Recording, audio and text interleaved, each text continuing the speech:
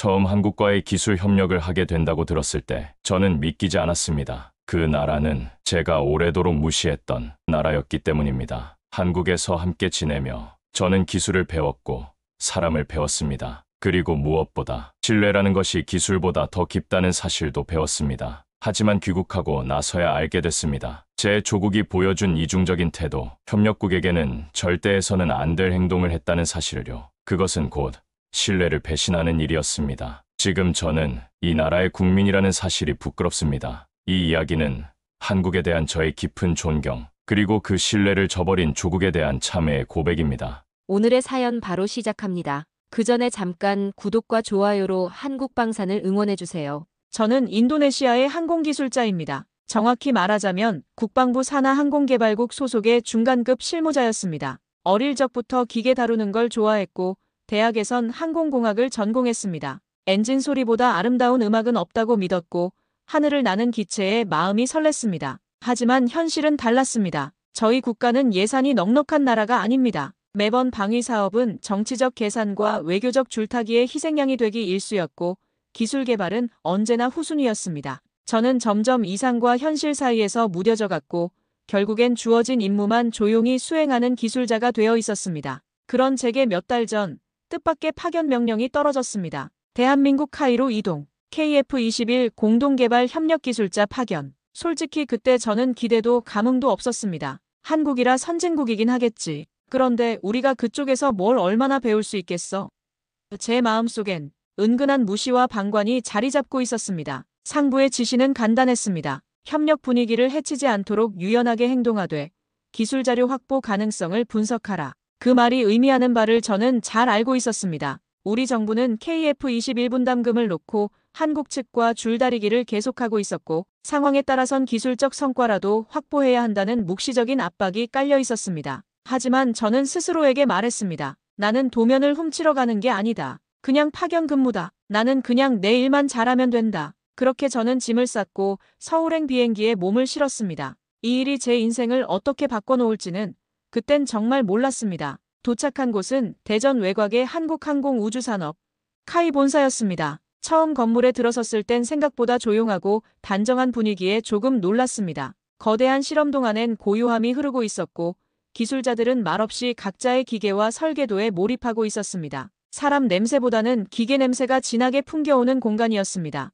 저를 처음 맞아준 사람은 김민수라는 팀장이었습니다. 다소 무뚝뚝해 보이는 인상이었지만 의외로 따뜻한 미소로 저를 반겼습니다. 며칠 후 본격적인 업무가 시작되었습니다. 처음 맡은 일은 A사 레이더 모듈이 장착 공정 기록 확인이었습니다. 단순한 업무였지만 저는 그 속에서 놀라운 디테일을 발견했습니다. 조립 순서 하나하나가 0.05mm 단위로 측정되고 오차 허용치마저 하루 단위로 재조정되고 있었던 것입니다. 심지어 단순 조립공조차 하루에 2번씩 자발적으로 체크리스트를 검토하며 작업의 오류 가능성을 줄이려 하고 있었습니다. 무엇보다 놀라운 건 문제가 생겼을 때였습니다. 엔진 관련 부품 중 하나의 진동수 테스트에서 오차가 생기자 담당 기술자가 자진해서 문제를 보고했고 바로 다음 날 모든 팀원들이 회의실에 모였습니다. 이건 누구 책임이냐가 아니라 왜 이런 현상이 생긴 걸까?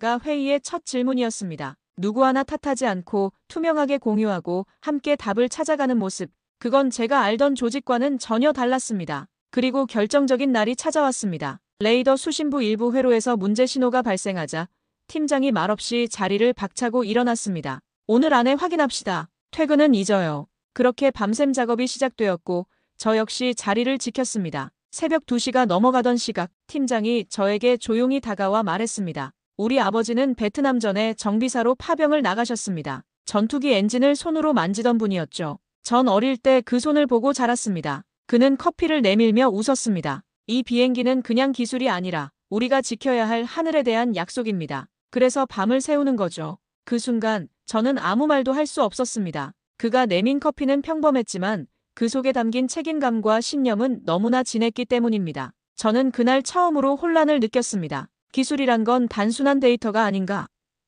나는 지금까지 너무 많은 걸 계산만 하며 살아왔던 건 아닐까? 그날 새벽 건물 밖으로 나가 하늘을 올려다보며 저는 오래도록 생각에 잠겼습니다. 그리고 어렴풋이 제 안에서 뭔가가 바뀌고 있다는 걸 느낄 수 있었습니다. 그날 이후 저는 내심 혼란스러웠습니다. 한국에서의 근무는 점점 단순한 파견 이상의 의미로 다가왔고, 특히 팀장과 팀원들의 태도는 제가 알고 있던 기술자의 모습과는 너무도 달랐습니다. 그들은 결과보다 과정을 더 중시했습니다. 회로 설계 한 줄, 배선 하나까지도 무심코 넘기는 법이 없었고, 오히려 작업 효율보다 왜 이렇게 설계했는가를 묻는 시간이 더 많았습니다. 처음엔 답답하게 느껴졌지만 시간이 지날수록 저는 그들의 집착이 단순한 완벽주의가 아니라는 걸 깨달았습니다. 그건 마치 기계와 사람 사이를 잇는 신념 같았습니다. 하루는 회로 실험 중 제 부주의로 작은 실수가 발생했습니다. 기기 오류가 생겼고 저는 얼굴이 붉어졌습니다. 조용히 책임을 질 각오를 하고 있었는데 팀장이 다가와 말했습니다. 아르만 씨, 누구나 실수할 수 있습니다. 중요한 건 다음부터 안 하게 되는 겁니다. 그 말은 말 그대로였고 그 이후 누구도 저를 탓하지 않았습니다. 그 순간 저는 이들이 날 기술자로서 동등하게 존중하고 있구나라는 감정을 처음 느꼈습니다. 존중은 서류에 찍힌 이름이나 직책이 아니라 사람과 사람 사이에서 직접 만들어지는 것이란 걸 저는 그제야 알았습니다. 며칠이 더 지나자 저는 한국 팀원들의 또 다른 면을 발견했습니다. 점심시간마다 그들은 작업장 한쪽에 모여 앉아 도시락을 나눠 먹었습니다. 처음에는 저를 부담스러워할까봐 조심스럽게 거리를 두고 있었는데 어느 날 팀장이 저에게 다가와 말했습니다. 아르만 씨도 함께 드시죠. 그렇게 시작된 점심시간이 제게는 가장 소중한 순간이 되었습니다. 그들은 기술 이야기뿐만 아니라 가족 이야기, 취미 이야기, 심지어 어릴 적 꿈 이야기까지 나누었습니다. 저 역시 인도네시아의 문화와 음식에 대해 이야기했고 그들은 진심으로 관심을 보였습니다. 특히 인상 깊었던 건 젊은 엔지니어 하나가 저에게 한 말이었습니다. 아르만 씨 나라도 우리처럼 자체 전투기를 만들 수 있을 거예요. 기술은 나눌수록 더 발전하니까요. 그 순진한 믿음에 저는 가슴이 뜨거워졌습니다. 동시에 조금 부끄러워지기도 했습니다. 우리가 과연 그런 순수한 마음으로 이곳에 온 것일까 하는 의문이 들었기 때문입니다. 며칠 후 마침내 KF-21의 초도 시험 비행이 예정되어 있었습니다. 현장에는 수십 명의 기술자들이 긴장된 얼굴로 각자 장비를 점검하고 있었고 저 역시 전자계통 모니터링을 맡게 되었습니다. 그날 아침 활주로에는 유난히 많은 사람들이 모여 있었습니다. 단순한 업무가 아니라 마치 축제 같은 분위기였습니다. 이륙 직전 모두가 숨을 죽인 가운데 조종사가 무선으로 외쳤습니다. KF-21 이륙 준비 완료. 대한민국의 하늘을 향해 날아오릅니다. 그리고 그 순간 거대한 굉음과 함께 전투기가 활주로를 박차고 날아올랐습니다. 제 눈앞에서 초음 속으로 솟아오르는 그 모습은 단순한 비행이 아니었습니다. 마치 어떤 의지가 하늘을 밀어올린 듯한 느낌이었습니다. A사 레이더 작동이 안정화되고 자동 조종 시스템이 성공적으로 작동된 것을 확인한 뒤 주변에서 박수가 터져나왔습니다. 팀장은 말없이 제 어깨를 툭 치며 속삭였습니다. 저게 우리가 만든 겁니다. 그 한마디에 제 가슴이 이상하게 뜨거워졌습니다. 저는 말없이 고개를 끄덕였지만 그 순간 떠오른 건 한국에 오기 전 제 상관이 말했던 문장이었습니다. 기술만 잘 얻어오면 돼. 진심은 필요 없어. 그 말이 지금 이곳에선 얼마나 무의미한지 저는 뼈저리게 느끼고 있었습니다. 시험 비행이 성공적으로 끝난 후 모든 팀원들이 회의실에 모였습니다. 프로젝트 총괄 매니저가 일어나 말했습니다. 오늘의 성공은 우리만의 것이 아닙니다. 함께한 모든 협력국 그리고 아르만 씨 같은 동료들이 있었기에 가능했습니다. 그러면서 저를 향해 고개를 숙였습니다. 순간 회의실의 모든 사람들이 저를 바라보며 박수를 쳤습니다. 저는 당황스러웠습니다. 제가 한 일이라고는 몇 가지 회로 점검과 데이터 모니터링 뿐이었는데 그들은 저를 진짜 팀의 일원으로 대해주고 있었습니다. 그날 밤 숙소로 돌아와 저는 침대에 앉아 조용히 손바닥을 들여다보았습니다. 언젠가 저도 하늘을 올려다보며 꿈을 꿨던 그때의 손이었습니다. 하지만 그 손은 어느 순간부터 데이터를 수치로만 계산하고 사람을 조건으로만 판단하는 데 익숙해져 있었습니다. 팀장의 말, 그의 동료들, 그리고 오늘 하늘을 가른 그 비행기, 그 모든 것이 제 안에서 새로운 질문을 던지고 있었습니다. 나는 무엇을 위해 기술자가 되었던가? 기술이란 과연 무엇인가? 그리고 무엇보다 신뢰란 무엇인가? 제 마음 한구석에서는 이미 답을 알고 있었습니다. 한국에서 배운 것은 기술이 아니라 사람이었고 도면이 아니라 마음이었습니다. 하지만 그 답을 인정하기에는 아직 제가 서 있는 현실이 너무 복잡했습니다. 귀국 비행기를 타던 날 저는 이상하게 마음이 무거웠습니다. 그저 기술 파견을 마친 기술자가 본국으로 복귀하는 길이었을 뿐인데 마치 무언가 중요한 것을 두고 오는 느낌이 들었습니다. 공항 탑승구에서 마지막으로 돌아본 한국의 하늘은 유난히 푸르렀고 그 어딘가에서 KF-21이 또다시 훈련 비행을 하고 있을 거라는 생각이 들었습니다. 공항에서 내리자 본부 차량이 저를 데리러 왔고 업무보고 일정은 생각보다 촘촘하게 짜여 있었습니다. 그날 오후 저는 회의실에 앉아 KF-21 협력 근무에 대한 평가서를 제출했습니다. 한국 기술진은 협조적이었고 기술 수준은 안정적이며 체계적이었습니다. 그 이상의 말을 쓰지는 않았습니다. 제 감정이 섞이면 그건 기술 보고가 아니라 양심 고백이 될 것 같았으니까요. 상관들은 제 보고서를 훑어보며 몇 가지 질문을 던졌습니다. A사 레이더 기술의 핵심은 파악했나? 엔진 관련 설계 자료에 접근할 수 있었나? 향후 기술 이전 가능성은 어느 정도로 보나?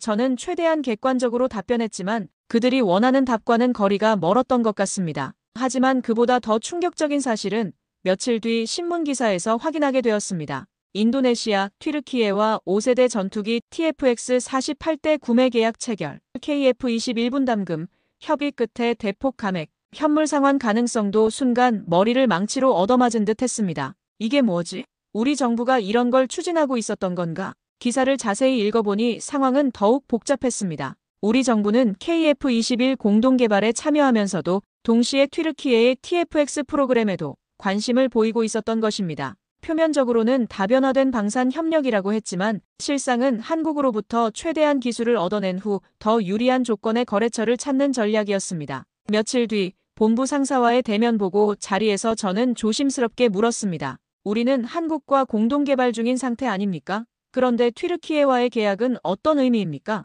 그는 태연히 웃으며 말했습니다. 다변화 전략이지. 하나에만 의지할 수 없잖아. KF-21은 개발비도 많고 기술 이전도 생각보다 빡빡하더라고. 그 말에 저는 말을 잇지 못했습니다. 게다가 한국이 기술 다 주진 않잖아. 결국 우린 우리가 필요한 만큼만 가져오면 되는 거야. 정치란 게 원래 그런 거 아니겠나?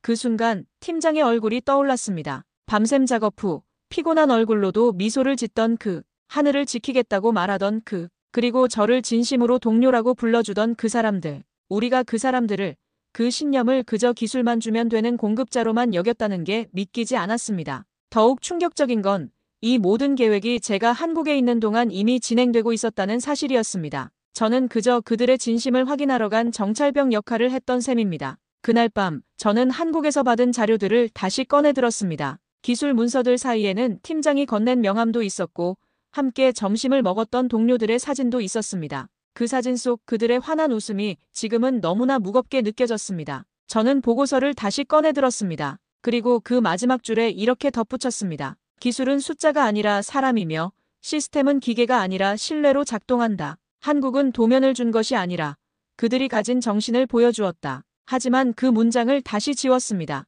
이런 개인적 감상이 공식 보고서에 들어갈 리 없었으니까요. 며칠 후 저는 내부 통신망에 사내 칼럼 형태로 작은 글을 올렸습니다. 제목은 한국에서 배운 것. 그 안엔 팀장과 팀원들이 밤을 새우며 설계를 다듬던 모습, 실패 앞에서 서로를 믿고 다독이던 장면, 그리고 KF-21이 초음 속으로 날아오르던 그날의 감동이 담겨 있었습니다. 그들은 우리를 한 번도 의심하지 않았고 우리는 그 신뢰를 정치로 되갚고 있습니다. 우리는 기술을 흉내낼 수 있을지 모르지만 그들의 정신은 흉내낼 수 없습니다. 그 글은 짧은 시간 안에 여러 직원들에게 공유되었고 몇몇 후배 기술자들은 개인 메일로 저에게 연락을 해왔습니다. 선배님, 정말 한국이 그렇게 대단한가요?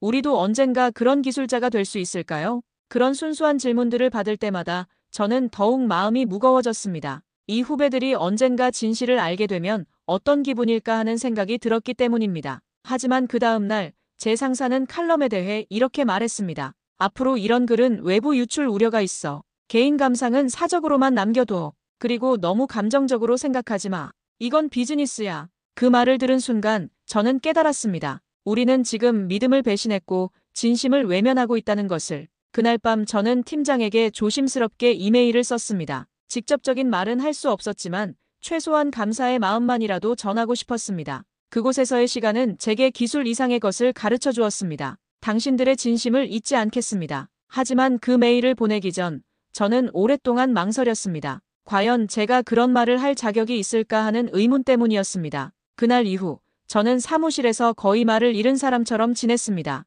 형식적인 회의, 정치적인 전략 보고 기술 자료를 숫자로만 나열하는 업무들이 제겐 더 이상 의미 없어 보였습니다. KF21 프로젝트에 대해 말할 때마다 동료들의 입에서는 그쪽 애들이 얼마나 줄 건지 봐야지.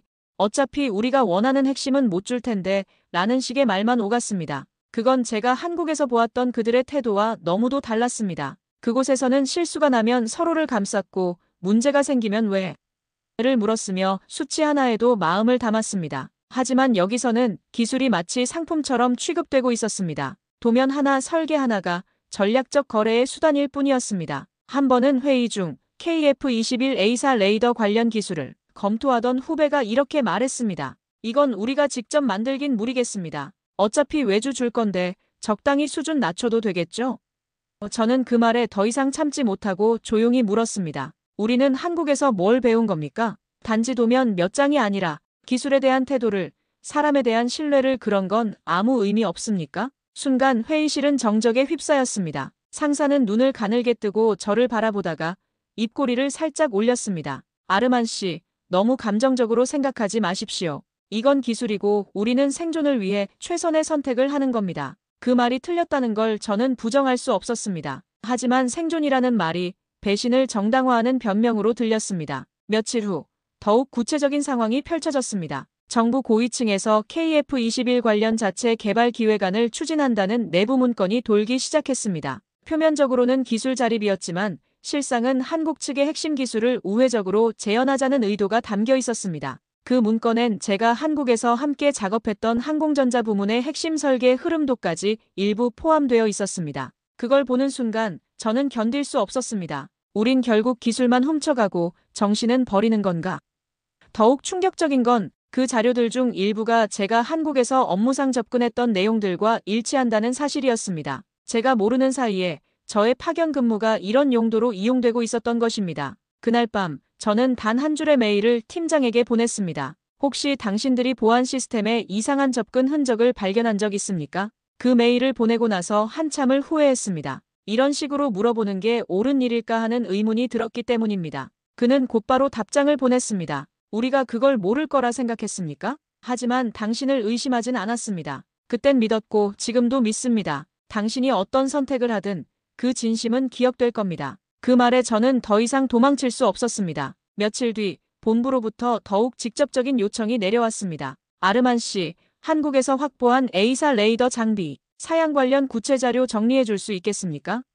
서면 보고가 아닌 구두 요청이었습니다. 문서화되지 않고 흔적이 남지 않게 조용히 넘기라는 뜻이었습니다. 처음엔 대답을 못했습니다. 그들은 제가 쉽게 동의할 거라 생각했는지 슬며시 덧붙였습니다. 우린 당신을 믿어서 이런 걸 맡기는 겁니다. 그리고 이건 당신 혼자 결정할 문제가 아닙니다. 국가의 미래가 걸린 일이거든요. 그 순간 팀장의 말이 떠올랐습니다. 기술은 결국 누가 만들었는지가 아니라 왜 만들었는지가 중요합니다. 저는 책상에 앉아 노트북을 열고 그들의 요청대로 A4 레이더 항목들을 검색했습니다. 하지만 문서를 열어도 손이 움직이지 않았습니다. 아무리 타이핑을 시도해도 손끝은 얼어붙은 듯 움직이지 않았습니다. 제 머릿속에는 한국에서 함께 야근하던 동료들의 얼굴이 계속 떠올랐습니다. 그리고 결국 노트북을 덮었습니다. 나는 기술자이기 전에 사람이다. 그 생각이 뇌리를 치고 지나갔습니다. 기술자로서의 의무보다 인간으로서의 양심이 더 무겁게 느껴졌습니다. 그날 저녁 제자리로 윗선의 비공식 연락이 왔습니다.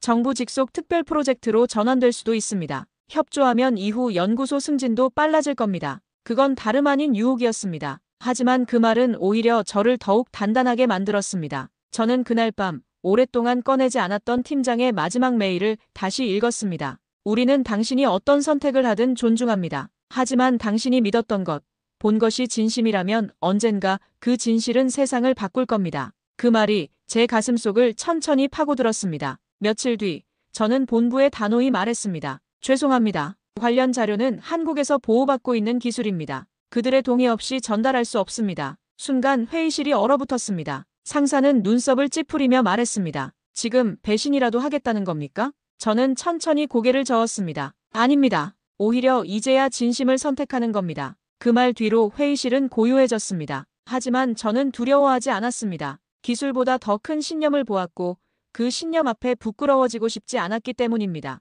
저는 선택해야 했습니다. 기술자로서가 아니라 인간으로서. 숫자보다 큰 것을 지켜야 했기에 그날 밤 저는 팀장에게 짧은 메일을 보냈습니다. 저는 결국 당신들의 편에 섭니다. 그 결정을 내리고 며칠 뒤 예상대로 상황은 빠르게 돌아섰습니다. 본부 인사과에서는 저를 따로 호출했습니다. 최근 프로젝트 기밀 유지와 관련해 협조가 미흡하다는 보고가 있었습니다. 따라서 당분간 기술 검토 업무에서 제외될 예정입니다. 사실상 좌천이었습니다. 복도로 나오자 함께 일하던 후배들이 슬며시 고개를 돌렸습니다. 그들의 눈빛은 동정이 아니라 불편한 진실을 피하려는 회피였습니다. 그 순간 저는 아주 선명하게 느꼈습니다. 나는 지금 혼자다. 하지만 이상하게도 그 외로움이 저를 무너뜨리진 않았습니다. 오히려 그 고요 속에서 팀장이 말했던 한 문장이 더욱 또렷하게 떠올랐습니다. 우리가 만든 전투기는 그냥 철덩이가 아닙니다. 그 안에는 사람의 땀과 신념이 녹아있거든요. 저는 침묵 속에 있기로 결심한 것이 아니라 이제 말해야 할 때라는 걸 깨달았습니다. 새로 배정받은 업무는 단순한 자료 정리였습니다. 과거 방산 협력 사업들의 성과 분석이라는 명목이었지만 실상은 저를 중요한 프로젝트에서 격리시키려는 의도가 뻔했습니다. 하루 종일 오래된 파일들을 뒤지며 무의미한 통계를 만드는 일. 그것이 제 새로운 일상이 되었습니다. 점심시간에도 저는 혼자 먹게 되었습니다. 예전 동료들은 저를 보면 어색한 미소를 지으며 다른 자리로 향했고 새로운 팀원들은 아예 저와 대화를 시도하지 않았습니다. 마치 제가 어떤 전염병 환자라도 되는 양 모두가 저를 피했습니다. 그날 밤 저는 긴 고민 끝에 해외 방산 전문 커뮤니티에 익명으로 칼럼을 기고했습니다. 제목은 기술은 거래가 아니라 신뢰다. 우리는 한국에게 기술만 받으려 했습니다. 하지만 그들이 보여준 건 기술이 아니라 진심이었습니다. 우리는 아직 그 마음을 배울 준비가 되어 있지 않습니다. 칼럼을 쓰면서 저는 한국에서의 모든 순간들을 다시 떠올렸습니다. 팀장이 새벽 2시에 커피를 건네주던 모습, 실험 실패 후에도 포기하지 않고 원인을 찾아가던 팀원들의 모습, 그리고 KF-21이 하늘로 솟아오르던 그 장엄한 순간까지 그 모든 기억들이 글 속에 자연스럽게 녹아들었습니다. 기술 협력이란 단순히 정보를 주고받는 것이 아닙니다. 그것은 서로의 꿈과 신념을 나누는 일이며 함께 더 나은 미래를 만들어가겠다는 약속입니다. 하지만 우리는 그 약속을 지키지 못했습니다. 그 문장을 쓰면서 저는 눈시울이 뜨거워짐을 느꼈습니다. 칼럼은 단숨에 커뮤니티를 타고 번졌습니다. 어느 동남아 기술자의 내부 고백이라는 제목과 함께 다수의 해외 기술자들이 공유했고 몇몇 외신 기자들도 댓글을 달았습니다. 이런 솔직한 고백이 더 많아져야 한다. 기술 협력의 진정한 의미를 생각해보게 한다 같은 반응들이었습니다. 혼자가 아니란 걸 그제야 확신할 수 있었습니다. 하지만 그 기쁨도 잠시였습니다. 칼럼이 퍼진 지 이틀째 본부 보안실에서 연락이 왔습니다. 아르만 씨 외부 기밀 누설 혐의로 긴급 내부 감찰을 시행합니다. 그들은 저를 회의실로 불러 신분증과 사내 노트북을 회수하고 당분간 출근 정지를 통보했습니다. 책상도 이름표도 심지어 제 컴퓨터의 로그인 권한까지 모두 차단되었습니다. 제가 오랜 시간 몸담았던 기술 연구실은 이제 저에게 철저히 닫힌 공간이었습니다. 동료들은 제가 짐을 싸는 모습을 멀찍이서 지켜볼 뿐 아무도 다가오지 않았습니다. 며칠 후 징계위원회가 열렸습니다. 기술협력기관에 대한 비방, 기밀 암시성 정보 유출, 부적절한 외부 활동. 그들은 하나씩 혐의를 나열하며 제게 공식 해명을 요구했습니다. 저는 조용히 고개를 들고 말했습니다. 저는 어떤 기밀도 유출하지 않았습니다. 다만 기술을 대하는 태도에 대해 이야기했을 뿐입니다. 한국은 우리를 믿었습니다. 우리는 그 신뢰를 너무 가볍게 여겼습니다. 위원장은 찬찬히 말을 이었습니다. 지금 이 자리에서 사과문을 제출하면 정직으로 종결할 수 있습니다. 단 공개적인 활동은 중단해야 합니다. 그 순간 저는 한국 팀장이 보낸 마지막 메일을 다시 떠올렸습니다. 진심은 기술보다 멀리 날아간다. 저는 고개를 천천히 저었습니다. 그들의 기술은 단지 도면이 아닙니다. 사람이 있었고 땀이 있었고 믿음이 있었습니다. 그 정신을 빼놓고 기술만 얻겠다는 건 결국 아무것도 만들지 못한다는 뜻입니다. 위원장의 얼굴이 굳어졌습니다. 회의실엔 짙은 정적이 흘렀고 그날 저녁 저는 징계 통보서를 받았습니다. 무기한 연구소 배제 및 대외 활동 금지. 집으로 돌아오는 길, 저는 한참을 혼자 걸었습니다. 바람이 얼굴을 스치며 지나가고 도심 속 빛들이 멍하니 흔들렸습니다. 문득 한국의 작업장 한쪽에 걸려있던 글귀가 떠올랐습니다. 하늘을 지키는 기술은 사람의 손끝에서 태어난다. 그 글귀가 지금 제 마음속에서 점점 크게 울렸습니다. 그리고 저는 알았습니다. 기술을 뺏겨도 도면을 줘도 그 정신은 절대 베껴지지 않는다는 것을. 저는 이제 완전히 혼자였지만 동시에 가장 확실한 신념을 가지게 되었습니다. 한국에서 본 그 진심, 그것만은 누구도 빼앗을 수 없다는 확신 말입니다. 그 이후 저는 모든 기술 현장을 떠났습니다. 공식 직함도 사라졌고 사무실도 없었으며 더는 누군가 저를 찾아오지도 않았습니다. 몇몇 옛 동료들이 안부를 묻기도 했지만 대부분은 저를 기억에서 지워버린 듯 했습니다. 마치 제가 처음부터 존재하지 않았던 사람처럼 말입니다. 한적한 외곽 도시의 작은 집에서 조용히 지내며 책을 읽고 오래된 메모를 정리하는 게 일상이 되었습니다. 그 속엔 한국에서 함께했던 날들의 흔적도 남아 있었습니다. 팀장과 찍은 사진을 보면서 저는 그날을 다시 떠올렸습니다. 활주로에 모인 모든 사람들의 긴장된 얼굴, 그리고 전투기가 하늘로 솟아오르는 순간 터져나온 환호성. 그건 단순한 성공의 기쁨이 아니었습니다. 그건 꿈이 현실이 되는 순간이었고 사람들의 땀과 신념이 하늘을 나는 순간이었습니다. 그렇게 몇 달이 흘렀습니다. 그러던 어느 날 인터넷 뉴스를 보다가 저는 깜짝 놀랐습니다. KF-21, 폴란드와 필리핀 등 연이은 협상 체결. 한국 기술, 세계 무대에서 신뢰로 날아오르다 뉴스 화면 속엔 푸른 하늘을 가르며 초음 속으로 날아오르는 KF-21의 비행 장면이 있었습니다. 그 장면을 보는 순간 제 가슴 한복판이 저릿하게 울렸습니다. 그건 단순한 전투기가 아니었습니다. 그건 제가 본 사람들 그들의 땀과 믿음이 하늘을 날고 있는 모습이었습니다. 팀장과 그의 동료들이 밤을 새워 다듬었던 설계가 이제 세계 각국의 하늘을 지키는 날개가 되어 있었습니다. 기사를 자세히 읽어보니 더욱 놀라운 사실들이 나와 있었습니다. 폴란드는 한국의 기술력과 신뢰성을 수출 결정의 주요 이유로 꼽았고 필리핀 역시 장기적 파트너십 구축 가능성을 높이 평가했다고 했습니다. 단순히 성능이나 가격만으로 선택받은 게 아니라 신뢰로 선택받은 것이었습니다. 그와 대조적으로 우리나라의 TFX 도입 계획은 여러 문제로 지지부진한 상태라고 나와 있었습니다. 기술 이전 조건과 분담금 문제로 튀르키예와의 협상이 난항을 겪고 있다는 내용이었습니다.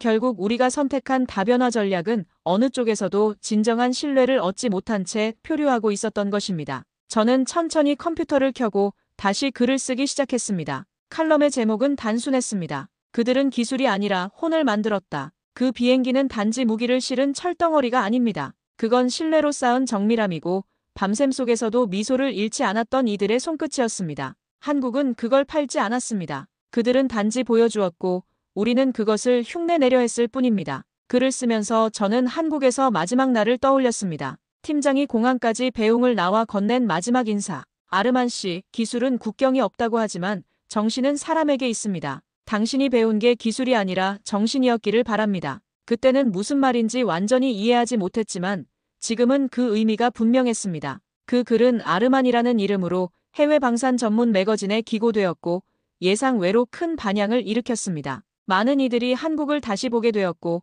어떤 기자는 기술보다 깊은 정신의 수출이라는 제목으로 한국의 방산을 조명했습니다. 더 놀라운 건 몇몇 다른 나라의 기술자들도 비슷한 경험담을 공유하기 시작했다는 사실이었습니다. 제 작은 고백이 더 큰 진실을 드러내는 계기가 된 것 같았습니다. 어느 날 팀장에게서 오랜만에 메일이 도착했습니다. 그날 당신이 기술보다 사람이라고 말했던 걸 우리 후배들이 제일 먼저 외웠습니다. 당신의 이름, 우린 잊지 않을 겁니다. 그리고 당신이 쓴 글들, 우리도 다 읽었습니다. 그 메일을 받고 저는 한참을 울었습니다. 기쁨의 눈물이었지만 동시에 후회의 눈물이기도 했습니다. 왜 그때 더 용기를 내지 못했을까?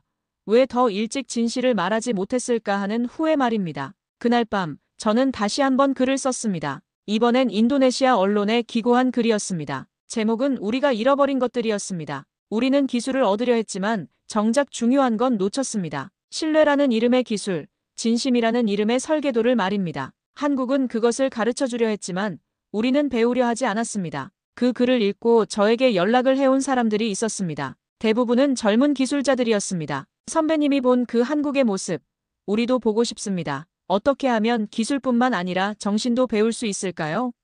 같은 질문들이었습니다. 그런 질문들을 받으면서 저는 깨달았습니다. 제가 잃은 것들이 헛되지 않았다는 것을. 제 작은 고백이 다음 세대에게는 더 나은 선택의 기회가 될 수 있다는 것을 말입니다. 그날 밤 저는 하늘을 올려다보았습니다. 그날따라 구름 한 점 없이 맑은 하늘 위로 한 줄기의 항공기가 궤적을 그리며 지나가고 있었습니다. 그 모습을 보며 저는 조용히 중얼거렸습니다. 기술은 훔칠 수 있어도 정신은 훔칠 수 없다. 그들은 그걸 증명한 사람들이었다. 몇 주 뒤 저는 더 이상 기술자가 아니었습니다. 그 흔한 회로도 하나 그리지 않았고 개발 회의에도 나가지 않았으며 제 손에서 새 전투기가 탄생하는 일도 없었습니다. 하지만 제 마음엔 여전히 날아오르는 비행기가 있었습니다. 그건 금속으로 된 전투기도 군수산업의 상징도 아니었습니다. 그건 한국에서 만난 사람들의 얼굴이었고 밤을 새워두면 위에서 머리 맞대던 동료들이었고 무수히 많은 실패 앞에서도 포기하지 않던 인간의 존엄이었습니다. 어느 날 한 지역 대학에서 특강 요청이 왔습니다.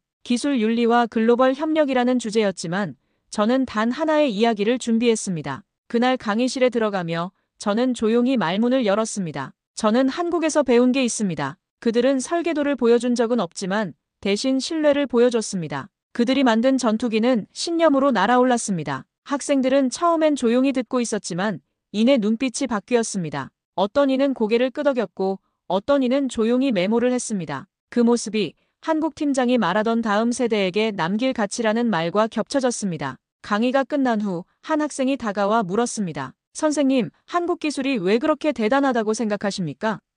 저는 웃으며 대답했습니다. 그들은 기술보다 사람을 먼저 믿었습니다. 그게 제가 본 한국의 진짜 힘입니다. 그런 강의를 몇 차례 더 하면서 저는 점점 더 많은 젊은 기술자들을 만나게 되었습니다. 그들은 모두 비슷한 질문을 했습니다. 어떻게 하면 정말 의미 있는 기술자가 될 수 있을까요? 기술을 배우는 것과 정신을 배우는 것, 어떤 차이가 있을까요? 그런 질문들을 받을 때마다 저는 한국에서의 경험을 자세히 들려주었습니다. 특히 인상 깊었던 건 한 젊은 여학생이 한 질문이었습니다. 선생님, 만약 다시 그런 상황이 온다면 어떻게 하시겠습니까? 저는 잠시 생각한 후 답했습니다. 이번엔 처음부터 정직하게 하겠습니다. 기술을 배우러 가는 게 아니라 사람을 배우러 간다고 말하겠습니다. 저는 예전과는 완전히 다른 삶을 살게 되었습니다. 더 이상 기술 개발 현장에는 없었지만 대신 작은 영향력을 만들어가는 일에 집중했습니다. 가장 먼저 시작한 건 지역대학에서의 특강이었습니다. 기술 협력의 진정한 의미라는 주제로 젊은 기술자들에게 제 경험을 들려주었습니다. 학생들은 한국에서의 이야기, 특히 한국 기술자들과 동료들이 보여준 신뢰와 협력 정신에 깊은 관심을 보였습니다. 기술만 보려 하지 말고 사람을 먼저 보라는 제 조언의 한 학생이 이렇게 말했습니다. 선생님 덕분에 앞으로 국제 협력을 할 때 다른 관점을 가질 수 있을 것 같습니다. 그런 반응들이 제게는 큰 보람이었습니다. 몇 달 후 동남아시아 기술협력 포럼에서 연설 기회가 생겼습니다. 실패에서 배운 진정한 협력이라는 제목으로 제가 겪었던 갈등과 깨달음을 솔직하게 들려주었습니다. 예상 외로 많은 청중들이 공감했고 비슷한 고민을 했던 다른 나라 기술자들과도 만날 수 있었습니다. 베트남의 한 엔지니어는 저도 일본과 협력하면서 같은 딜레마를 겪었다고 했고 필리핀의 연구원은 기술을 받는 것과 배우는 것이 다르다는 걸 이제야 깨달았다고 말했습니다. 제 작은 고백이 다른 사람들에게도 용기를 주고 있다는 걸 느꼈습니다. 어느 날 제가 강의했던 학생 중 한 명이 연락을 해왔습니다. 한국 기업과의 인턴십에 지원해서 합격했다는 소식이었습니다. 선생님이 말씀하신 대로 기술보다 사람을 먼저 이해하려고 노력하겠습니다라는 그의 말에 저는 뿌듯함을 느꼈습니다. 인터넷 뉴스에서 KF21이 해외 수출에 성공했다는 소식을 볼 때마다 저는 복잡한 감정을 느꼈습니다. 자랑스러우면서도 한편으로는 그리웠습니다. 그 비행기 안에는 제가 함께했던 사람들의 땀과 신념이 담겨 있다는 걸 알고 있었기 때문입니다. 그날 저녁 집 근처 공원을 걸으며 하늘을 올려다보았습니다. 구름 사이로 항공기 한 대가 궤적을 그리며 지나가고 있었습니다. 그 모습을 보며 저는 조용히 중얼거렸습니다. 기술은 훔칠 수 있어도 정신은 훔칠 수 없다. 한국은 그걸 증명한 나라였고 나는 그걸 배운 사람이었다. 저는 이제 큰 무대에 서는 기술자는 아니지만 한국에서 배운 그 진심을 다른 사람들에게 전해주는 역할을 하고 있습니다. 그것만으로도 충분히 의미 있는 삶이라는 생각이 듭니다. 제 인생에서 가장 어려웠던 선택이 결국은 가장 옳은 선택이었다는 걸 이제는 확신할 수 있습니다. 그리고 그 확신이 오늘도 저를 앞으로 나아가게 하는 힘이 되고 있습니다. 충격적인 군사 작전의 결과가 세계 안보 전문가들의 시선을 사로잡고 있습니다. 단 하나의 무기 체계가 전쟁의 판도를 완전히 바꿨습니다. 국제 방위 전략 전문가의 예상치 못한 발언이 나토 회의장을 뒤흔들었습니다. 어떻게 한국산 무기가 세계 최강대국들의 군사 전략을 제고하게 만들었을까요? 국제 안보 전문가들이 한국의 기술력과 설계, 철학의 경의를 표한다는 논평을 쏟아내고 있는 오늘의 사연, 지금 시작합니다. 그 전에 잠깐 1초면 가능한 구독과 좋아요 부탁드립니다. 저는 마르크 르노, 유럽 방위전략연구소 기술분석실장입니다. 프랑스 생시르 육군사관학교를 졸업하고 40년간 세계 각국의 무기를 분석해왔죠. 냉전 시대부터 중동 분쟁, 우크라이나 전쟁까지 제 눈은 언제나 차가운 데이터와 객관적 수치만을 쫓았습니다. 전쟁터에서 승패를 가르는 건 결국 화력, 기동성, 명중률이라고 믿었으니까요. 그날 브리셀 나토 본부의 회의실은 어느 때보다 긴장감이 감돌았습니다. 회원국 대표들과 군사 전문가들이 한자리에 모였죠. 차가운 커피잔을 손에 쥔 채 저는 카슈미르 북부 고지대에서 벌어진 군사 작전 보고서를 펼쳤습니다. 제 발표가 시작되자 회의실은 숨죽였습니다. 위성 사진과 전투 데이터가 스크린을 채웠죠. 오늘 우리는 단 하나의 포대가 전투를 바꾼 순간을 논의합니다. 그 이름은 K9 바즈라입니다. 이 사건은 인도와 파키스탄 간의 국경 분쟁이었습니다. 양국의 첨단 무기가 배치된 전장이었죠. 누구도 이렇게 빠른 결판을 예상하지 못했습니다. 특히 저는 절대 예상하지 못했습니다. 40년간 저는 무기를 분석하며 냉정한 숫자만 믿었습니다. 전쟁에서 찾는 건 승리가 아닌 변수였죠. 어떤 조건에서 어떤 무기가 효율적인지 그것이 제 관심사였습니다. 그런데 그날 카슈미르 전선에서 온 보고서는 제 손을 떨게 했습니다. 인도군의 K9 포대 하나가 불가능한 기록을 남겼습니다. 92% 명중률, 6시간 연속 기동, 사상자 90% 감소. 숫자만 보면 믿기 힘든 데이터였습니다. 이건 단순한 무기가 아니었습니다. 카슈미르의 혹독한 환경에서 모든 전문가의 예상을 뒤엎은 기적 같은 성능. 처음으로 저는 데이터 너머에 있는 무언가를 느꼈습니다. 철의 심장을 가진 이 한국산 무기가 어쩌면 제가 알던 전쟁의 공식을 완전히 바꿀지도 모른다는 예감이 들었습니다. 위성 영상 속 K9 바즈라는 포신을 부드럽게 돌리고 있었습니다. 영상은 흐릿했지만 그 움직임의 정확성은 놀라웠습니다. 사실 우리는 K9을 알고 있었습니다. 한국산 자주포, 인도군이 바즈라, 즉 번개의 신이라 이름 붙인 무기였죠. 2018년 인도가 도입한 후 꾸준히 모니터링했지만 나토 내부에선 회의적인 목소리가 컸습니다. 실전 경험이 부족하다. 중국산에 비해 검증되지 않았다. 극한 환경에서의 성능이 의심스럽다. 이런 평가가 줄을 이뤘습니다. 특히 폴란드 대표는 전장에서 증명되지 않은 무기는 신뢰할 수 없다며 유럽 방위산업 자체 개발을 주장했었죠. 하지만 이번 카슈미르 전투 데이터는 모든 예측을 깨부숴버렸습니다. 스크린에 띄운 차트를 가리키며 저는 말했습니다. K9은 파키스탄군의 집중 포격과 전자전 공격 속에서도 단 한 대의 손실 없이 작전을 완수했습니다. 반면 중국산 포대는 4시간 만에 절반이 무력화되었죠. 회의실은 술렁였습니다. 독일 대표가 의아한 표정으로 물었습니다. 리노 실장, 그게 가능한가요? 같은 환경, 같은 위협 속에서 이렇게 극명한 차이가? 저는 침착하게 데이터를 더 보여주었습니다. K9은 영하 20도의 극한 환경에서도 시간당 8발의 발사 속도를 유지했습니다. 명중률은 평지훈련 시와 거의 동일한 9%였죠. 놀라운 것은 6시간 동안 단 한 번의 시스템 장애도 보고되지 않았다는 점이었습니다. 어떻게 이런 일이 가능했을까요? 제 질문에 회의실은 고요해졌습니다. 화면에는 두 자주포의 스펙 비교표가 떴습니다. 중국 자주포는 표면적으로 K9보다 더 인상적인 스펙을 자랑했습니다. 차거리 50km, 더 큰 구경의 포신, 화려한 전자장비를 갖췄죠. 하지만 실전에서 완패했습니다. 비결은 세부 설계에 있었습니다. K9의 자동화 사격 통제 시스템은 기상 조건, 지형, 포신 마모도까지 실시간으로 계산해 사격 정확도를 유지했습니다. 또한 열감지 장치로 주변 환경을 분석하며 최적의 사격 위치를 찾아냈죠. 가장 인상적인 것은 발사 후 즉시 재배치 능력이었습니다. K9은 사격 후 30초 이내에 위치를 옮겨 적의 역습을 피했습니다. 이 기동성이 생존율을 극적으로 높였던 것이죠. 이건 단순한 기술의 차이가 아닙니다. 저는 말을 이었습니다. K9은 전투하는 법을 넘어 생존하는 법을 알고 있었습니다. 그 순간 저는 처음으로 깨달았습니다. 한국이 만든 이 무기는 단순한 철제 괴물이 아니라 전장의 실제 조건, 병사들의 생존을 최우선으로 생각한 결과물이라는 것을요. 파키스탄군은 최신의 중국산 SH-15 자주포를 전진 배치했습니다. 화려한 홍보 영상으로 세계를 떠들썩하게 했던 무기죠. 차거리 50km,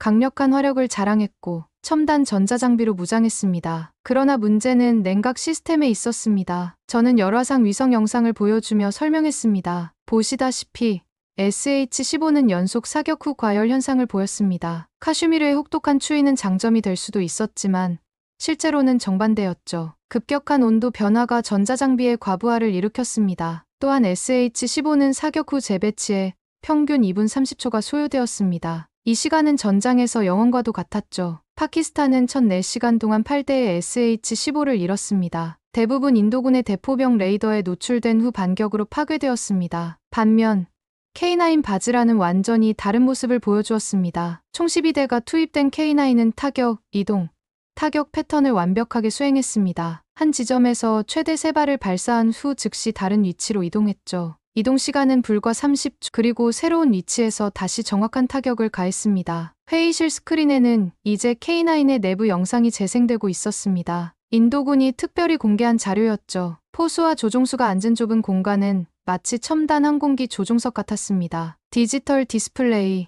인체공학적 조작 장치, 그리고 놀랍게도 꽤 안락해 보이는 좌석까지.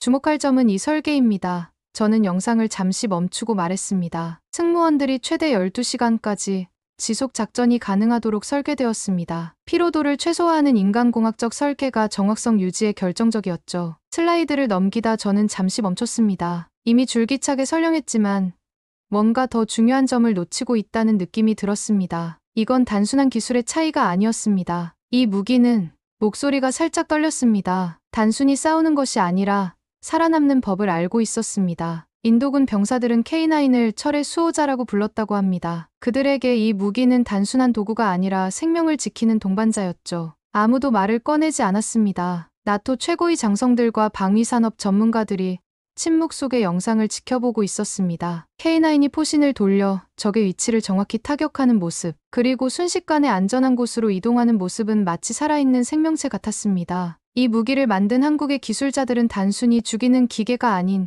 지키는 기계를 만들었습니다. 제 말이 회의실에 울려 퍼졌습니다. 영상 속 K9의 포탑이 부드럽게 회전하며 목표를 조준했습니다. 저는 화면을 응시하다 문득 깨달음을 얻었습니다. K9의 설계는 단순한 포탄의 궤적만 계산한 게 아니었습니다. 그것은 병사의 손끝, 공포, 피로까지 계산했습니다. K9의 설계 철학을 주목해 주십시오. 저는 다음 슬라이드로 넘어갔습니다. 인간공학적 조작 패널은 극한 상황에서도 운용자의 실수를 줄입니다. 자동 재장전 시스템은 포수들의 노출 시간을 최소화하고요. 심지어 차체 내부의 충격 흡수 시스템은 연속 사격 시 승무원의 피로도를 줄이도록 설계되었습니다. 회의실의 장성들이 자세를 바꾸며 귀를 기울였습니다. 이런 세부사항은 보통 기술 보고서에서 다루지 않는 내용이었으니까요. 이 무기는 단순한 기계가 아닙니다.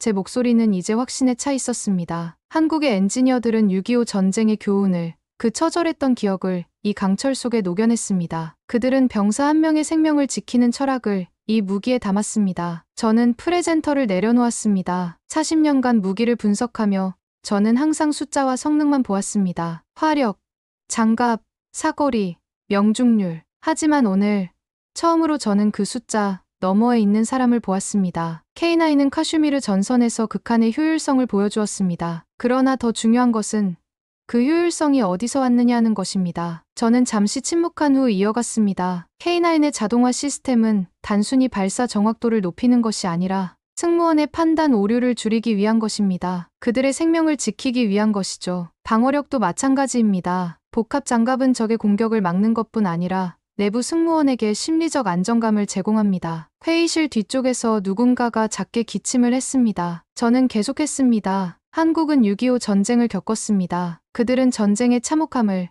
병사 한 명의 희생이 가족에게 가져오는 고통을 알고 있습니다. K9에는 그런 역사적 교훈과 인간에 대한 존중이 깃들어 있습니다. 영상은 이제 K9이 눈보라 속에서 정확히 목표물을 타격한 후 순식간에 새로운 위치로 이동하는 모습을 보여주고 있었습니다. 그 움직임에는 절제와 정확성, 그리고 묘한 우아함마저 느껴졌습니다. 이 무기는 한국이라는 나라의 정신을, 그들의 역사적 경험을 담고 있습니다. 기술력만으로는 이런 무기를 만들 수 없습니다. 인간을 이해하고 생명을 소중히 여기는 철학이 있어야 가능합니다. 저는 처음으로 제 직업에 대해 다른 시각을 갖게 되었습니다. 무기는 단순한 파괴의 도구가 아니라 역설적이게도 생명을 지키는 도구가 될 수 있다는 것을요. 특히 그것이 올바른 철학을 담고 있다면 말입니다. 회의실 뒤편에서 인도군 연락장교가 조용히 자리에서 일어났습니다. 그의 얼굴은 피로했지만 눈빛은 또렷했습니다. 리노 실장님의 분석에 몇 가지 보충 설명을 드리겠습니다. 그가 말했습니다. K9 포대는 이번 작전에서 우리 군의 사상자를 90% 줄였습니다. 우리의 예상 생존율은 30%였지만 그들은 모두 살아 돌아왔습니다. 그 말에 저는 고개를 들었습니다. 내가 분석한 무기는 종이 위의 스펙이 아니었습니다. 그것은 전선에서 가족의 품으로 돌아간 병사들의 숫자였습니다. 인도 장교는 계속했습니다. 우리 포병대는 카슈미르에서 6번의 작전을 수행했습니다. 이전에는 항상 인명피해가 있었죠. 하지만 K9 도입 후 첫 작전에서 우리는 단 한 명의 인명피해도 없었습니다. 회의실은 다시 고요해졌습니다. 저는 메모를 내려놓고 그를 바라보았습니다. 그게 가능했던 이유가 뭐라고 생각하십니까? 단순한 장비의 성능 차이였을까요? 인도 장교는 잠시 생각에 잠겼다가 대답했습니다. 장비만의 문제는 아니었습니다. K9의 설계 철학이 달랐습니다. 제가 처음 이 무기를 접했을 때 느꼈던 것은 이 무기는 나를 지켜준다는 신뢰였습니다. 우리 병사들은 K9을 어머니라고 불렀습니다. 그들을 지키고 집으로 돌려보내는 존재라고요. 그의 말에 저는 깊은 감동을 느꼈습니다. 40년간 세계 각국의 무기를 분석하며 저는 마침내 이해했습니다. 무기의 진정한 가치는 파괴력이 아니라 지켜낸 생명으로 측정된다는 것을요. 카슈미르 작전 중 우리 포병 중 한 명이 이렇게 말했습니다. 인도 장교가 회상했습니다. 이 한국산 무기는 마치 살아있는 것 같다. 내가 지키기 전에 이 무기가 나를 먼저 지킨다. 저는 그 말이 K9의 본질을 정확히 표현했다고 생각합니다. 저는 이제 다른 시각으로 데이터를 바라보게 되었습니다. 92%의 명중률이 중요한 것이 아니었습니다. 그 정확도가 병사들의 노출 시간을 줄이고 생존율을 높인다는 점이 중요했습니다. 6시간의 연속 작전 능력도 단순한 지구력의 문제가 아니었습니다. 그것은 임무를 빠르게 완수하고 안전하게 귀환할 수 있는 능력이었습니다. 감사합니다. 대위님. 저는 진심을 담아 말했습니다. 오늘 저는 무기 분석의 새로운 시각을 배웠습니다. 스펙 너머에 있는 철학, 그리고 그 철학이 실제 전장에서 만들어내는 변화를요. 저는 다시 프레젠테이션으로 돌아갔지만 이제 제 마음은 달라져 있었습니다. 이것은 단순한 기술 분석이 아니라 한 나라의 역사와 철학, 그리고 인간 존중에 대한 이야기였습니다. 마지막 영상이 화면을 채웠습니다. 카슈미르의 얼어붙은 고지대, 새벽 안개 속에서 K9이 최종 사격을 준비하는 모습이었습니다. 저는 그 영상을 보며 이제는 다른 감정을 느꼈습니다. 단순한 무기가 아닌 한 나라의 역사와 기술력, 그리고 철학이 집약된 결정체를 보는 듯했습니다. 이 장면을 주목해 주십시오. 저는 영상의 특정 부분을 가리켰습니다. K9은 최종 타격 전 자체 진단 시스템을 가동합니다. 포신의 상태, 장전 메커니즘, 심지어 승무원의 조작 패턴까지 확인하죠. 이건 단순한 안전 점검이 아닙니다. 이것은 완벽한 임무 수행과 안전한 귀환이라는 철학의 구현입니다. 굉음과 함께 포탄이 발사되었고 영상은 적 진지가 정확히 타격되는 모습을 보여주었습니다. 작전 종료 2분 전 K9은 마치 살아있는 생명체처럼 신속하게 후방으로 철수했습니다. 단 한 대의 손실도, 단 한 명의 희생도 허락하지 않았습니다. 회의실은 깊은 침묵에 잠겼습니다. 미국 나토 장교 한 명이 중얼거렸습니다. 이건 단순한 포가 아니다. 그 말에 저는 깊이 공감했습니다. 제 가슴 깊은 곳에서 묘한 자부심이 올라왔습니다. 비록 저는 프랑스인이지만 한국이라는 나라에 대한 그들이 이루어낸 업적에 대한 경외감이었습니다. 저는 침묵을 깨고 말했습니다. 여러분, 오늘 우리가 본 것은 단순한 군사 기술의 승리가 아닙니다. 이것은 철학의 승리입니다. 한국은 6.25 전쟁의 폐허에서 일어나 이제는 세계 최고 수준의 방위 기술을 보유한 나라가 되었습니다. 그러나 더 중요한 것은 그들이 그 기술에 담아낸 인간 중심의 철학입니다. 영상의 마지막 장면에서 모두 안전하게 기지로 복귀하는 모습에서 저는 감정이 북받쳤습니다. 이 작은 아시아의 나라가 거대한 전쟁의 상처를 딛고 일어나 이제는 세계를 바꾸고 있었습니다. 한국의 방위산업은 단순히 무기를 만드는 것이 아니라 생명을 지키는 철학을 구현하고 있습니다. K9은 그 철학의 완벽한 구현체입니다. 이것이 한국이 이루어낸 진정한 기적입니다. 회의가 끝난 후 여러 나라의 대표들이 저에게 다가왔습니다. 그들의 눈에는 새로운 관심이 깃들어 있었습니다. 폴란드 대표는 K9 도입에 관한 추가 자료를 요청했고, 터키 대표는 이미 자국에서 생산 중인 K9 변형 모델에 관해 자랑스럽게 이야기했습니다. 저는 그날 밤 호텔 방에서 창밖을 바라보며 생각했습니다. 한국은 전쟁의 비극을 겪었지만 그 경험을 통해 더 인간적인 기술을 만들어냈습니다. 그들의 철학은 이제 세계를 바꾸고 있었습니다. 회의 후 저는 개인 메모에 적었습니다. 정확성은 기술이 만든다. 생존성은 철학이 만든다. 이 문장은 제가 40년 군사 분석 경력에서 얻은 가장 중요한 깨달음이었습니다. K9은 단순한 무기가 아니었습니다. 그것은 한국의 6.25 전쟁, 그 참혹한 기억 속에서 병사 한 명을 더 살리려는 집념이 만든 결과였습니다. 이 깨달음은 제 관점을 완전히 바꿔놓았습니다. 저는 호텔로 돌아와 한국행 비행기 티켓을 검색했습니다. 그 철학을 만든 사람들을 직접 만나고 싶었습니다. 누가 이런 무기를 설계했는지, 어떤 생각으로 이 세부 사항들을 결정했는지 알고 싶었습니다. 다음 날 아침, 저는 유럽 방위전략연구소 원장에게 특별 보고서를 제출했습니다. K9 전투 분석 기술 너머의 철학이라는 제목이었죠. 보고서는 단숨에 나토 내부에서 화제가 되었습니다. 일주일 후, 저는 한국의 K9 생산 공장을 방문하고 있었습니다. 넓은 조립 라인에서 거대한 자주포의 뼈대가 하나둘 형태를 갖춰가는 모습은 압도적이었습니다. 엔지니어들의 세심한 손길, 첨단 로봇의 정확한 움직임, 그리고 품질 검사의 철저함까지 모든 과정에서 완벽을 추구하는 정신이 느껴졌습니다. 이것이 바로 한국의 장인 정신입니다.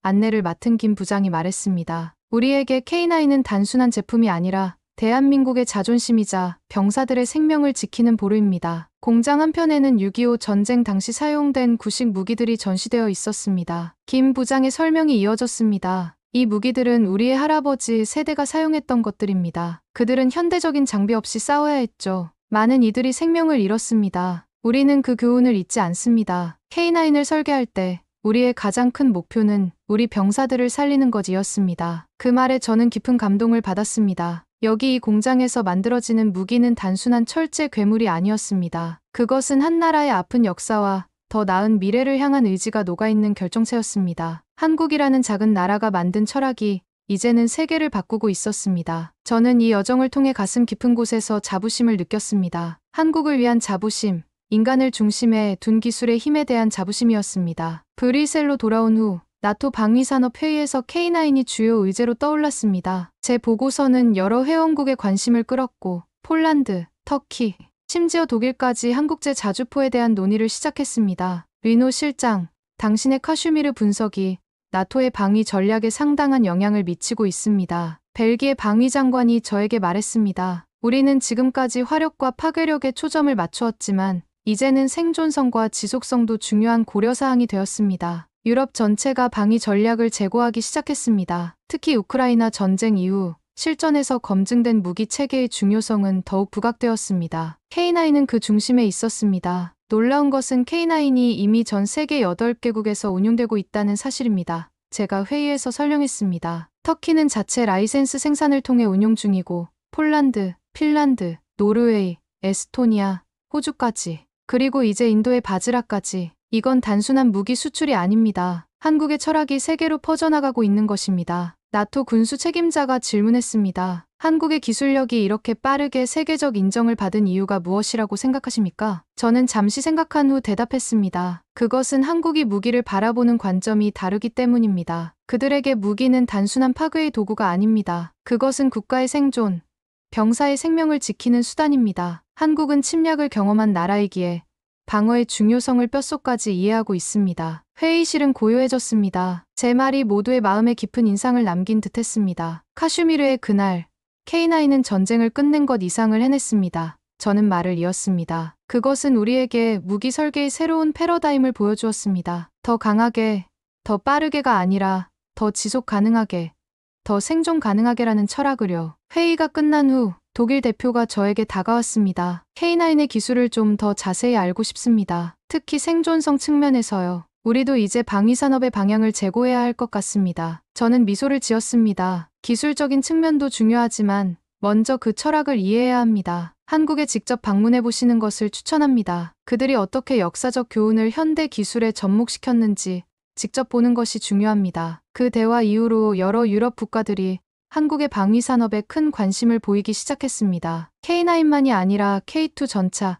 KF-21 전투기 등 한국의 다양한 방위 시스템에 대한 관심이 급증했습니다. 저는 이 모든 변화를 지켜보며 깊은 감동을 느꼈습니다. 한때 전쟁의 폐허 속에서 외국의 원조에 의존했던 나라가 이제는 세계 방위 산업의 새로운 표준을 제시하고 있었습니다. 그것은 단순한 경제적, 기술적 성공을 넘어선 철학의 승리였습니다. 카슈미르의 그날, K9은 단지 하나의 전투를 승리로 이끈 것이 아니었습니다. 그것은 세계가 무기와 전쟁, 그리고 생명의 가치를 바라보는 시각을 바꾸기 시작했습니다. 여러분, 어떤 무기를 신뢰하시겠습니까? 저는 벨기에 군사 아카데미에서 강연을 시작했습니다. 젊은 장교 후보생들이 저를 주목했습니다. 더 강한 무기, 더 빠른 무기를 선택하시겠습니까? 아니면 내 아들을 지켜줄 무기를 선택하시겠습니까? 청중 사이에서 작은 술렁임이 일었습니다. 저는 계속했습니다. 저는 40년간 무기를 분석해왔습니다. 그러나 카슈미르에서 K9의 성과를 본 후에야 진정한 무기의 가치가 무엇인지 깨달았습니다. 그것은 파괴력이 아니라 지켜낸 생명의 수입니다. 스크린에는 K9의 작전 영상과 인도군 포병들의 인터뷰가 나왔습니다. 한 병사가 말했습니다. K9은 우리를 지켜주는 어머니 같은 존재입니다. 그 안에 있으면 안전하다고 느껴집니다. 저는 청중들에게 질문했습니다. 이 신뢰감은 어디서 오는 것일까요? 단순한 장갑의 두께, 화력.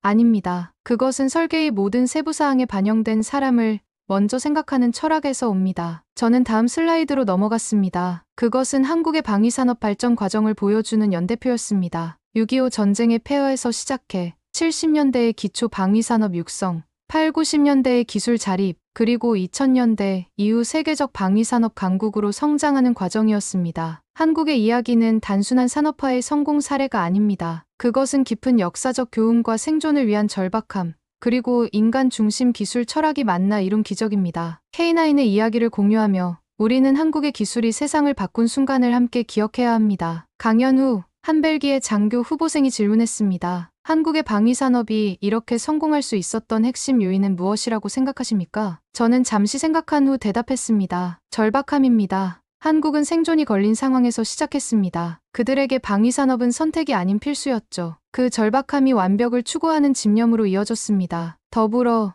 한국은 자신들의 약점을 정확히 알고 있었습니다. 인구가 적고 자원이 부족하기에 기술로 그 격차를 메워야 했죠. 그리고 가장 중요한 것은 사람을 중심에 둔 철학입니다. 한국의 무기는 단순히 적을 파괴하기 위한 것이 아니라 자국민을 지키기 위한 것이었습니다. 강연 이후 여러 군사 전문지와 언론에서 인터뷰 요청이 쇄도했습니다. K9의 카슈미르 전투 분석은 이제 방위산업 전체에 새로운 기준점이 되고 있었습니다. 한 인터뷰에서 기자가 물었습니다. 리노 실장님, 왜 이렇게 한국의 K9에 열정적인 지지를 보내십니까? 프랑스도 세계적인 방위산업 강국인데요. 저는 미소를 지으며 대답했습니다. 이건 국가 간 경쟁의 문제가 아닙니다. 이건 철학의 문제입니다. 저는 카슈미르 분석을 통해 무기가 단순한 파괴의 도구가 아니라 생명을 지키는 수단이 될 수 있다는 것을 깨달았습니다. 그리고 한국은 그 철학을 가장 완벽하게 구현해냈습니다. 이것은 모든 나라가 배워야 할 교훈입니다. 저는 이제 한국의 이야기를 더 많은 사람에게 알리고 싶었습니다. 그것은 단순한 무기의 성공이 아니라 인간 중심 기술의 승리였으니까요. 며칠 뒤 나토 방위산업 회의에서 K9이 주요 의제로 떠올랐습니다. 폴란드, 터키, 심지어 독일까지 한국제 자주포를 논의하기 시작했습니다. 카슈미르의 그날, K9은 전쟁을 끝낸 것 이상을 해냈습니다. 세계는 이제 한국의 철학을 주목하고 있었습니다. 우리는 방위산업의 패러다임 전환을 목격하고 있습니다. 나토 사무총장이 공식 성명에서 말했습니다. 더 이상 단순한 화력과 장갑만이 아닌 지속 가능한 전투력과 생존성이 중요한 시대입니다. 저는 연이은 국제회의와 세미나에 초청받아 K9의 성공 사례를 발표했습니다. 그리고 마침내 서울에서 열리는 국제방위산업 전시회의 주요 연사로 초청받았습니다. 한국에 도착한 날, 공항에는 뜻밖의 환영 인파가 있었습니다. 제가 쓴 K9 카슈미르 전투 분석 보고서가 한국에서 번역되어 화제가 되었던 것입니다. 여러 언론사가 인터뷰를 요청했고 방위사업청에서는 공식 환영식을 마련했습니다. 리노 박사님,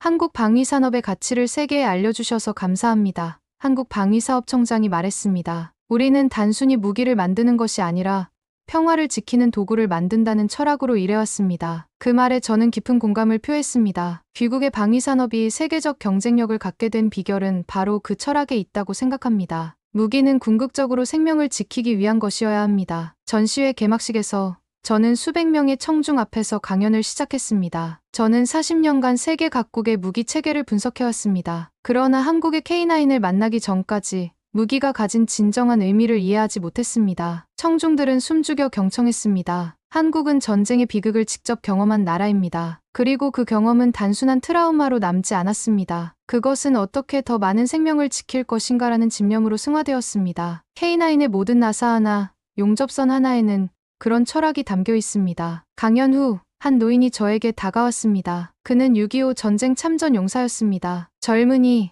당신의 말에 깊이 감동받았소. 그가 떨리는 목소리로 말했습니다. 우리 세대는 외국의 무기에 의존해 싸워야 했소.